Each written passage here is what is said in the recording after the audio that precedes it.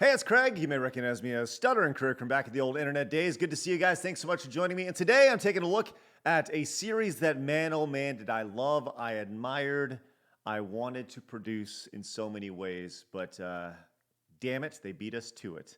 I'm talking about Pop Fiction from GameTrailers.com. GameTrailers, rest in peace.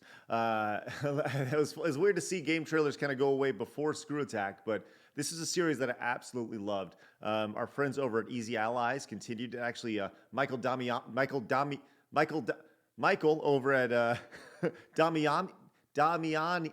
Michael is the mastermind behind Pop Fiction. I always thought this series was so great, and I thought we'd actually start with episode 1 of Pop Fiction.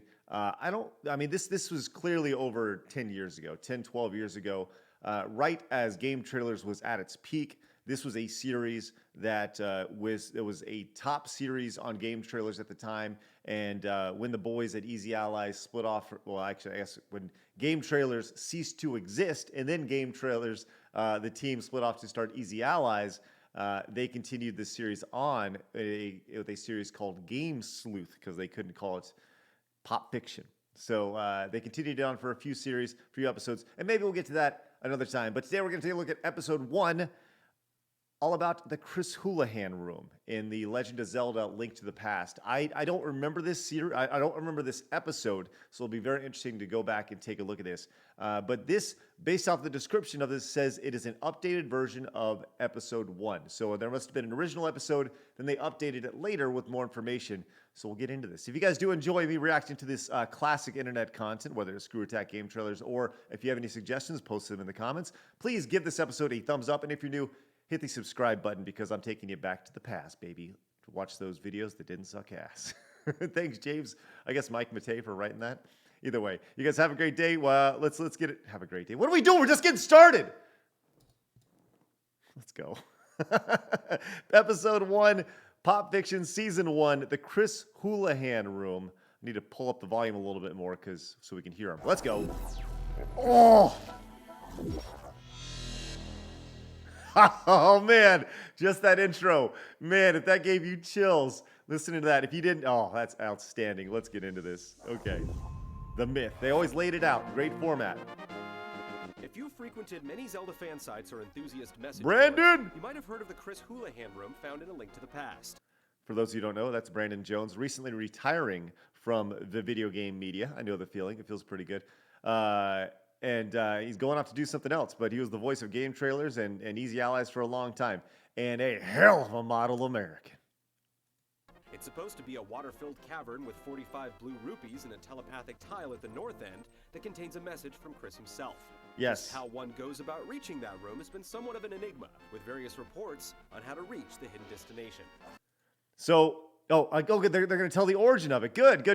I can tell because they have these wonderful graphics. That was something that you could always get out of GameTrailers content, was really top quality. The graphics were always great. Actually, the first Screw Attack intro for GameTrailers, with actually all the screws flying in and stuff, they actually made that for us from a production company. That cost like 10 grand to make. It was stupid. Now you can go on Fiverr and people make it for you like $50. It's insane. Yep, give it to me good. Look at this production value. Let's go. A series of Final Fantasy contests, one of which involved submitting a photo of you finding Warmech. This is great. The winner would have their name included in an upcoming Nintendo game. The Wow. game somehow ended up as A Link to the Past, and Chris got his own secret room in the game. The rumors surrounding Chris's room first popped up back in the mid-1990s, when it was accidentally discovered by avid players.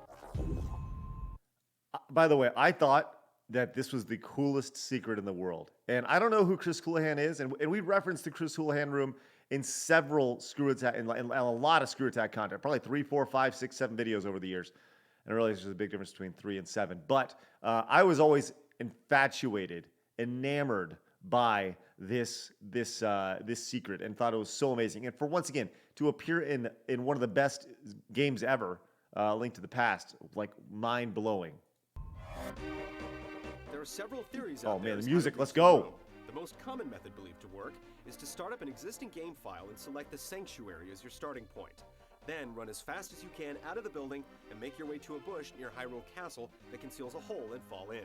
If you were fast enough, you'll Yep. end up in Chris Houlihan's room rather than the basement of Hyrule Castle. I've done this before, and that's how I did it. That's the method. But apparently there's another method.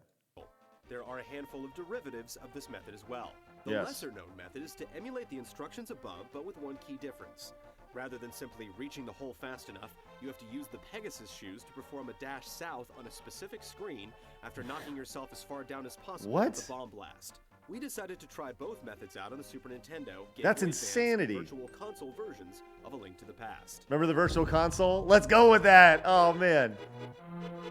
After trying out each method on all three versions, we got some exciting results. While the run as fast as you can theory didn't work out, the alternate What? method proved to be a surefire way to reach the room. We can only replicate this feat on the Super Nintendo and Virtual Console versions of A Link to the Past. Oh, not After the some more GBA research, version? We uncovered that the room is still present in the Game Boy Advance version. Oh, but players sweet. can't reach it without hacking the game.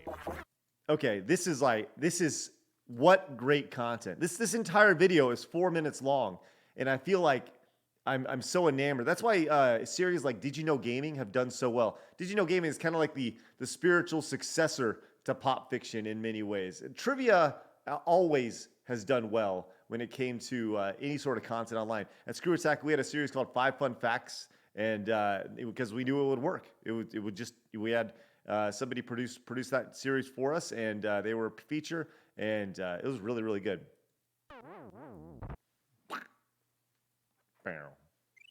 Oh man, the chills. Originally, we didn't get into the inner workings of how the game treats the Chris Houlihan room, and several people still claim the run as fast as you can method works for them. I'm Truth pretty is, sure it according works. to a former NOA staff member, the Chris Houlihan room is assigned to a debug room, and the only way to reach the room is to cause the game to go into an error state that requires the debug room to come into play. What? Speed has absolutely nothing to do with getting this to work, but the No! Pegasus shoes are essential to reaching the room. This is why people still assume you need to run quickly to make this work. Instead, it's Link's physical position that matters when transitioning between screens. How In order bizarre. to trigger the error in Link's position like we did, you have to be one of the two lowest pixels on the screen when What? performing the dash. This is the most dumb thing I've ever heard in my entire life. This is where like the selective memory comes into play, because I'm pretty sure I did it with the dash method, but apparently I did not. Now I'm starting to wonder if I even saw the Chris Houlihan room in person. I feel like I need to do that. This is just insane. This is mind-blowing to me. By doing Wow. this, the game detects an error in the Y coordinate for Link's position, and if the What? error is still in play when the game tries to swap the memory of the current area out with the new zone, like going into a cave Oh, or that's falling so down cool. a hole, you're instead sent to a debug environment, which happens to be the Chris Houlihan room in the US versions of the game. The room is still present in the versions of the game from other countries, but it's simply referred to as a top secret room instead. Oh, that's cool. There are also Wow. several variations of the working method we outlined before, but they all have the same thing in common. You use some kind of boost technique, bomb boost, bouncing off an object, enemy damage, to cause an error in Link's positioning, and then fall down a hole from the south side. I am fascinated by this. I am like, number one, they reached out to somebody at Nintendo to get the exact response of how to do this, right? Talk about journalism. This was gaming journalism right here. This Game Trailers. Good job, Michael and Brandon, whoever else was working on this. Hey, you are video game journalists. Don't ever forget it. That's what video game journalism is all about. But golly, this is like this is amazing. If you'd like to see me do more Whether or not the reactions room of was this, originally please intended to be used in this let me manner know. During the development of A Link to the Past is still unknown, but what is a fact is that reaching the Chris Houlihan room has absolutely nothing to do with speed, but What? Link's coordinates on the screen. Oh, wow. Absolutely fascinating. Whoa. Look at that, Game Trailers. Well, bam, popping up there with the old Twitter logo. Man, 2010, there you go. 2010 was when that was produced. So a good over a decade ago now. Wow. Depending on when you're watching this. That is amazing. And I can't wait to dig into more of those. So if you'd like to see me do more Pop Fictions, give you my thoughts on them, listen, Pop Fiction is legitimately one of my favorite series ever produced, and I am not shy about that. I love that series, and I was so proud to be a part, to be producing content on the same level as on Game Trailers back in the day. But man, that was awesome to watch. And if you see, let someone go out there and tag Michael Damiani and the Easy Allies guys and let them know I'm doing this because I don't have Twitter, so or at least I don't use it. So feel free to tag them up, let them know I'm doing reactions to their old stuff. Just because it's old doesn't mean it's bad. That may be a great tagline for this because, man, I'll tell you, hey, they say old, I say classic, because that's some classic content right there. You guys, once again, give this video a thumbs up, share it with your friends, keep that watch time driving. If you made it this far, you're part of the watch time gang, and I appreciate that. Go watch more videos right over here to my right, and make sure you subscribe to the channel. I'll see you guys next time, Mondays, Wednesdays, and Fridays around noon Central Time for every single video here on the Stuttering Craig channel. Bye-bye.